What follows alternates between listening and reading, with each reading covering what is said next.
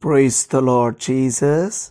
ಪ್ರೀತಿಯುಳ್ಳ ದೇವಜನರೇ, ಈ ವಾಕ್ಯಗಳನ್ನು ಓದುವಂಥವರು, ಕೇಳುವಂಥವರು, ಈ ಮಾತುಗಳಂತೆ ಕೈಕೊಂಡು ನಡೆಯುವಂಥವರು ಧನ್ಯರು.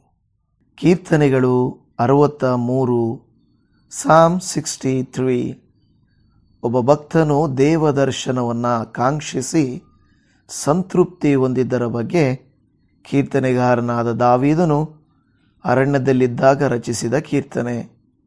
ದೇವರೇ, ನೀನೇ ನನ್ನ ದೇವರು, ನಾನು ನಿನ್ನ ದರ್ಶನವನ್ನು ಕುತೂಹಲದಿಂದ ಎದುರು ನೋಡುತ್ತೇನೆ ಅನ್ನುತ್ತಾನೆ. ಅದಕ್ಕೆ ಉದಾಹರಣೆಯಾಗಿ, ನೀರಿಲ್ಲದೆ ಒಣಗಿದ ಭೂಮಿಯಲ್ಲಿದ್ದವನು ನೀರಿಗಾಗಿಯೋ ಎಂಬಂತೆ ನನ್ನ ಆತ್ಮವು ನಿನಗಾಗಿ ಆತುರಗೊಳ್ಳುತ್ತದೆ, ಶರೀರವು ಕಂದಿ ಹೋಗುತ್ತದೆ ಅನ್ನುತ್ತಾನೆ. ನಿನ್ನ ಮಂದಿರದಲ್ಲಿ ನಾನು ನಿನ್ನ ಮಹತ್ತನ್ನು, ಪ್ರಭಾವವನ್ನು ಕಂಡ ಪ್ರಕಾರ ಈಗಲೂ ಕಾಣಬೇಕೆಂದು ಅಪೇಕ್ಷಿಸುತ್ತೇನೆ. ನಿನ್ನ ಪ್ರೇಮಾನುಭವವು ಜೀವಕ್ಕಿಂತಲೂ ಶ್ರೇಷ್ಠ. ನನ್ನ ಬಾಯಿ ನಿನ್ನನ್ನು ಕೀರ್ತಿಸುವುದು.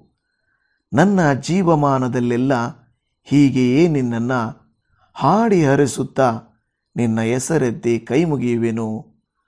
ಮೃಷ್ಟ ಭೋಜನದಿಂದಲೋ ಎಂಬಂತೆ ನನ್ನ ಮನಸ್ಸು ಸಂತುಷ್ಟವಾಗಿರುವುದು. ನನ್ನ ಬಾಯಿ ಉತ್ಸಾಹ ಧ್ವನಿ ಮಾಡುತ್ತಾ ನಿನ್ನನ್ನು ಕೊಂಡಾಡುವುದು.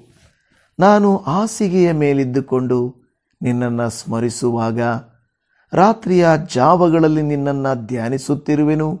ನೀನು ನನಗೆ ಸಹಾಯಕನಾಗಿದ್ದೀಯಲ್ಲ.